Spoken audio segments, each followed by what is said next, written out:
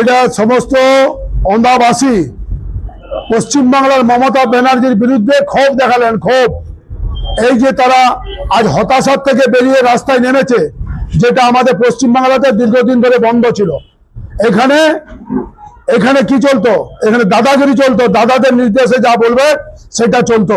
আজ খোলা মনে পশ্চিমবাংলার মানুষ পরিবর্তন এনেছে, সেই পরিবর্তনে সবাই সামিল হয়ে আজকে উচ্ছ্বাস প্রকাশ হলো।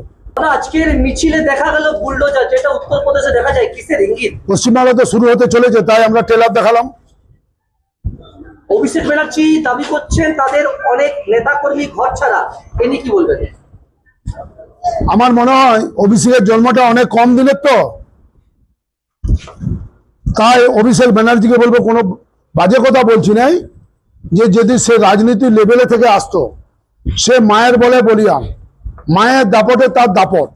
যে ধরনের পশ্চিমবাংলার মানুষের প্রতি উনি এই কদিন রাজনীতি করতে এসে যে আচরণটা করেছে, উনাকে একটু যদি শায়েস্তা হয়, তার জন্য আমরা আবেদন জানাচ্ছি।